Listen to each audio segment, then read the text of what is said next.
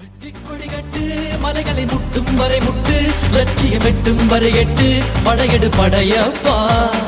வெட்டி கொடிகட்டு மலைகளை முட்டும் வரை முட்டு லட்சியம் எட்டும் வரை எட்டு படையெடு படையப்பா. கை தட்டும் மொழிபட்டு எடப்பாடி பழனிசாமியும் இந்த மாவட்டத்திலே 2018 13 அப்பாவி உயிர்களை சுட்டுக் கொண்ட சரித்திரம் அனைத்து இந்திய அண்ணா திராவிட முன்னேற்ற கழகம் அரங்கேற்றியது என்றால் தூத்துக்குடி மக்கள் மறந்துவிட மாட்டார்கள் என்பதை இந்த நேரத்தில் புரிந்து கொள்ள. தூத்துக்குடியுடைய மாவீரன் வாவு சிதம்பரனை பற்றி சொல்லுகின்றேன். வாவு சிதம்பரனார் அவர்களுடைய பெயரிலே இன்றைக்கு விமான நிலையம் இருக்கின்றது. முதலாக வெள்ளையனுக்கு எதிராக இதே தூத்துக்குடி மண்ணை சார்ந்தவன் தான் சுதேசி கப்பலை விட்டான் என்பது வரலாறு. அப்பேற்பட்ட சுதேசி கப்பலை விட்ட வாவுசி செக்கிழுத்தார், கல்லுடைத்தார், இருட்டறையில் அடைக்கப்பட்டார், துன்பங்கள் பலவற்றிற்கு ஆளானார். ஆனால் காங்கிரஸை பற்றி பேசுகின்ற எடப்பாடி பழனிசாமியை பற்றி நீங்கள் புரிந்து கொள்ள வேண்டும். அவர் சவுழுத்தார், நாற்காலி நக்கினார், கூவத்தூரில் அடைக்கப்பட்டார், முதலமைச்சராக அமர்த்தப்பட்டார். இதுதான் காங்கிரஸ் தியாகிகளுக்கும் அதிமுக துரோகிகளுக்கும் உள்ள வித்தியாசம் என்பதை என் தூத்துக்குடி நண்பர்கள் புரிந்து கொள்ள வேண்டும். அருமைக்குரிய பெரியவர்களே, நம்முடைய தலைவர் ராகுல் காந்தி அவர்கள் பாரத் ஜோடோ என்ற ஒரு யாத்திரை முதலாக 71 மாவட்டங்கள், 70 பாராளுமன்ற தொகுதிகள், 480 கிலோமீட்டர் தூரம் இந்த நாட்டில் வலம் வந்தார். இரண்டாவதாக பாரத் ஜோடோ நியாய யாத்திரை என்று சொல்லப்படுகின்ற யாத்திரையின் மூலமாக 110 மாவட்டங்கள், 100 பாராளுமன்ற தொகுதிகள், 337 சட்டமன்ற தொகுதிகள், ஒட்டுமொத்தமாக 6000 கிலோமீட்டர். இந்த இந்தியா முழுக்க 12000 கிலோமீட்டர் தூரம் ஒரு மிகப்பெரிய நடைபயணத்தை அரங்கேற்றியவர் எங்கள் தலைவர் ராகுல் காந்தி. ஆனால் ஒன்றை புரிந்து கொள்ளுங்கள், அப்பேற்பட்ட ராகுல் காந்தி இந்த நாட்டிற்காகவும் இந்த நாட்டு மக்களுக்காகவும் இவ்வளவு பெரிய ஒரு போராட்டத்தை முன்னெடுத்து இன்றைக்கு மிகப்பெரிய யாத்திரையை கலந்திருக்கின்றார். ஆனால் பிஜேபி காரருக்கு சில யாத்திரை உண்டு. அத்வானிக்கு ரத யாத்திரை, மோடிக்கு விமான யாத்திரை, அமித்ஷாவுக்கு அமிர்த கலச யாத்திரை, முருகனுக்கு வேல் யாத்திரை, அதற்கு பின்பு அண்ணாமலைக்கு பாத யாத்திரை. கன்னியாகுமரி மாவட்டத்திலிருந்து அண்ணாமலை பாத யாத்திரையை துவங்கினார். அந்த யாத்திரையை பார்த்தால் 2 மணி நேரம் நடப்பார், 2 மணி நேரம் படுப்பார். நடக்கிறார், படுக்கிறார், நடக்கிறார், படுக்கிறார். வித்தியாசமான ஆசை வந்தா அடக்கிறார். டெல்லியில இருந்து அவன் டேபி நட்டா தடுக்கிறார், உடனே இவங்க முடக்கிறார், மீண்டும் நடக்கிறார். விமானம் ஏறி பறக்கிறார், விமானி இறக்கிறார், மீண்டும் விமானம் ஏறி பறக்கிறார், தமிழ்நாட்டில் இறக்கிறார், மீண்டும் நடக்கிறார். எனக்கு தெரிந்த விதத்தில் எங்களுடைய அண்டை மாநிலமான கேரளாவில் ஊழம்பாறை என்று ஒன்று இருக்கிறது. எவரவர்களுக்கு பைத்தியம் பிடிக்கின்றதோ அவன் அங்கிருந்து அப்படியே நடப்பான். கன்னியாகுமரியில் வந்து கடலில் குளித்தான் என்றால் சொந்தமாவார். அதே போலத்தான் இந்த அண்ணாமலையும் அன்னைக்கு நடந்திருக்கின்றார் என்பதை என் அருமைக்குரிய மக்கள் புரிந்து கொள்ள வேண்டும். இன்னைக்கு நீங்கள் புரிந்து கொள்ள வேண்டிய ஒரு விஷயம் என்னவென்று சொன்னால், நான் காரசாரமா ஒன்று சொல்றேன். நமக்கு நம்முடைய ராகுல் காந்தியினுடைய லட்சியத்தை நாம் தெளிவுபடுத்த வேண்டும். ராகுல் காந்தியினுடைய உறுதிப்பாட்டை நாம் நிலைநிறுத்த வேண்டும்.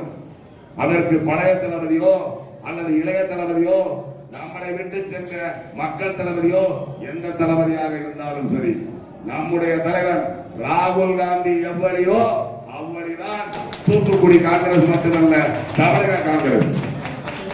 இன்றைக்கு தமிழகத்திலே காங்கிரசுக்கு ஒன்றுமில்லை. 4000 5000 வாக்குகள் இருக்கின்றது. என்ன செய்ய முடியும் என்று காங்கிரசுடைய வாக்கு வங்கிகளை கிடைக்கின்ற சில சில்லறை தளபதிகளும் இருக்கின்றார்கள். அவர்கள் சொல்லுகின்றார்கள், இவர்களுக்கு வாக்கு வங்கிகள் இல்லை. தமிழ்நாட்டை பொறுத்த மட்டிலும் 8 முதல் 6% வாக்கு வங்கிகள் இருக்கின்றது. திராவிட முன்னேற்ற கழகம் 8 சட்டமன்ற தொகுதிகளில் 2001 தேர்தலில் 1000க்கும் கம்மியான வாக்குகளில் வென்றிருக்கிறது. நாம் புரிந்து கொள்ள வேண்டிய விஷயம் என்னவென்று சொன்னால், வருகின்ற தேர்தலில் திராவிட முன்னேற்ற கழகத்தோடு பயணித்தாலும் சரி, அனைத்து இந்திய அண்ணா திராவிட முன்னேற்ற கழகத்தோடு பயணித்த காலமாக இருந்தாலும் சரி, என்றைக்குமே தமிழகத்தில் யார் ஆட்சி செய்ய வேண்டும் என்பதை உறுதிப்படுத்தியவர் இந்த காங்கிரஸ். டெல்லியிலே ஒரு காலத்தில் 2 பாரத பிரதமரை உருவாக்கிய பெருமை ஒரு கிங் மேக்கருக்கு உண்டு. அது நம்முடைய அப்பச்சி காமராஜருக்கு உண்டு. அதே போலத்தான் இன்னைக்கு தமிழகத்துடைய தேர்தல் களம். இந்த தேர்தல் களம் வருகின்ற போது தமிழகத்தை யார் ஆழ்வார் என்பதை தீர்மானிக்கக்கூடிய ஜஸ்டிஸ் என்று சொன்னால் அது 100% காங்கிரஸ்காரன் தான் என்று புரிந்து கொள்ள வேண்டும். நம்மிடம் எல்லாம் இருக்கிறது, ஆனால் இருந்தாலும் எதுவும் இல்லாதது போல் நம்மை நாமே கொஞ்சம் கொஞ்சமாக தரம் தாழ்த்துகின்ற காரணத்தினால் தரம் கெட்டவர்கள் எல்லாம் நம்மை பேசுகின்ற சூழ்நிலையில் இன்றைக்கு ஆழ்த்தப்படுகின்றோம். எனவே நம்முடைய இயக்கத்துடைய தோழர்களே, காங்கிரஸ் என்று சொல்லடா, தலை நிமிர்ந்து நில்லடா என்ற அடிப்படை உனக்கு வேண்டும். நம்முடைய இயக்கத்தினுடைய தியாகத்தை பாருங்கள்.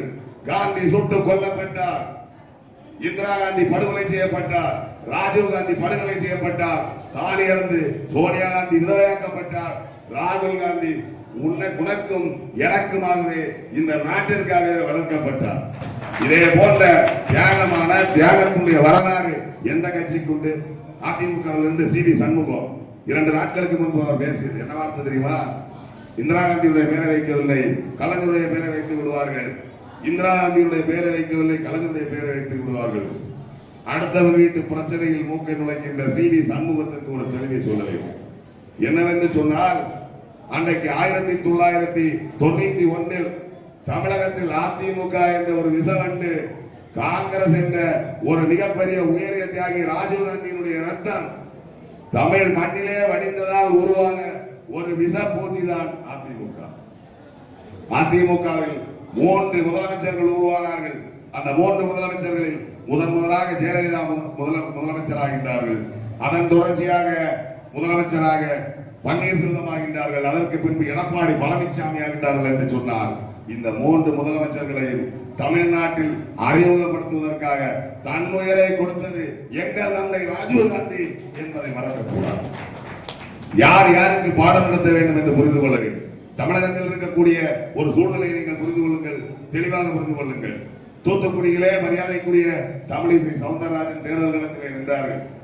அப்போதே நாங்கள் எல்லாம் சொன்னோம், தூத்துக்குடி வெயில் காலத்தில் தாமரை சென்று நின்றாலோ இரட்டை இலை சென்று நின்றாலோ நிச்சயமாக அது உதிர்ந்து விடும், அது கரிந்து போகும். அதுதான் இந்த தூத்துக்குடி மக்கள் அன்றைய தினத்திலே செய்தார்கள்.